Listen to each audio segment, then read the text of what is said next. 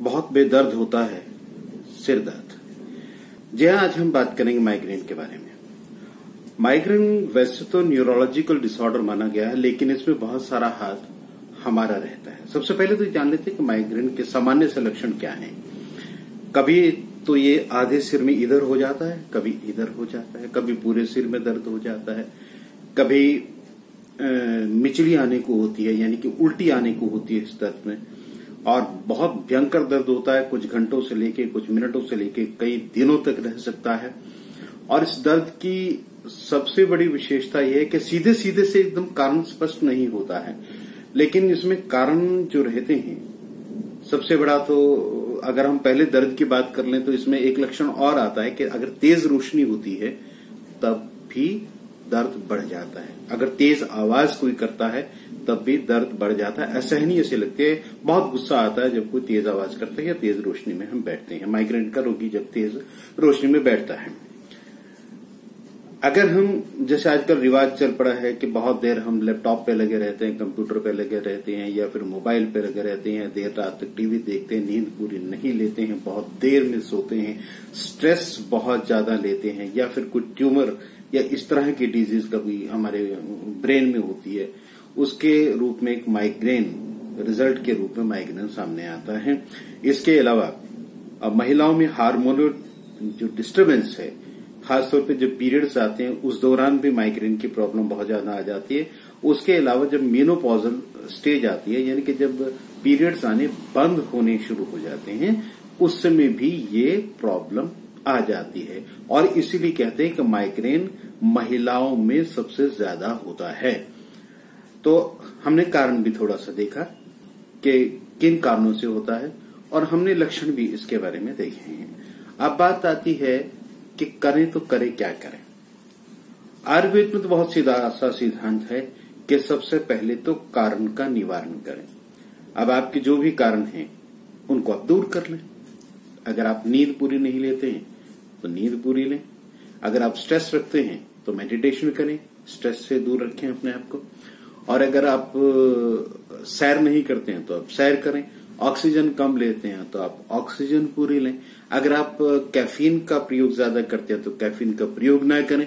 अगर आप अल्कोहल ज्यादा लेते हो तो अल्कोहल का प्रयोग न करें।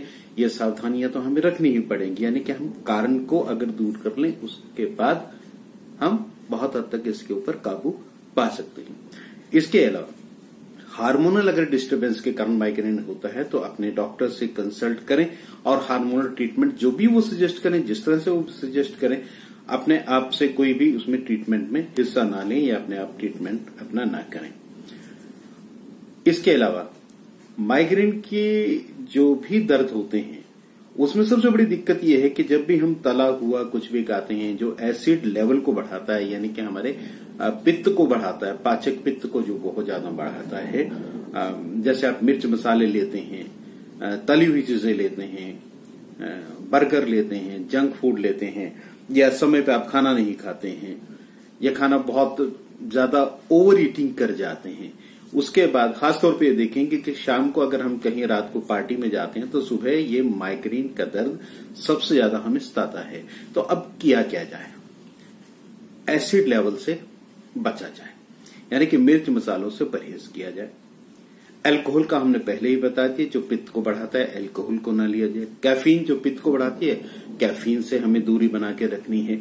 स्ट्रेस लेवल से, स्ट्रेस भी पित्त को बढ़ाता है, स्ट्रेस से अपने आप को दूरी बना के रखनी है।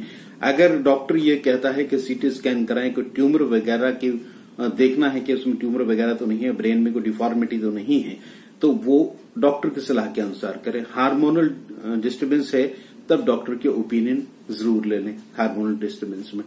इसके अलावा आप बादाम का प्रयोग कर सकते हैं। रात को 10 दाने बादाम के भिगो के सुबह छिलका उतार के ले सकते हैं। आयुर्वेद में क्या वैसे तो जीवन की पद्धति है जिसमें ब्रह्मी है, अश्वगंधा है, शंख पुष्पी है, जटामांसी है, इन सब चीजों का प्रयोग कर सकते हैं। खाना खाने के बाद आप सौंफ और मिश्री का प्रयोग कर सकते हैं, या 2 लौंग लेकर उसकी ऊपर से जो डोडी होती है ना, गोलाई सी, उसको उतार लें और सिर्फ डंडी, 2 डंडी उसकी लें लौंग की, और 5 ग्राम मिश्री लेके उसको चबाएं, उसका रस चूसें, बिल्कुल आराम से रस चूसें। और बहुत ज्यादा ठंडा पानी ना पिएं। कई बार क्या होता है कि माइग्रेन की प्रॉब्लम साइनस के बाद भी आ जाती है। अगर हमें साइनोसाइटिस की प्रॉब्लम हो जाए, एलर्जिक राइनाइटिस की प्रॉब्लम हो जाए, तब सिर का दर्द इस तरीके से आ जाता है जहां पे डिफ्रेंशिएट करना मुश्किल हो जाता है कि माइग्रेन है या राइनाइटिस के कारण हमारे सिर में दर्द है। तो आप भाप भी ले सकते हैं। नाक में सरसों के तेल की बूंदें, बादाम के तेल की बूंदें या देसी घी भी डाल सकते हैं। अगर आप ट्रीटमेंट के लिए जाएं तो पंचकर्मा का इसमें बहुत अच्छी भूमिका रहती है।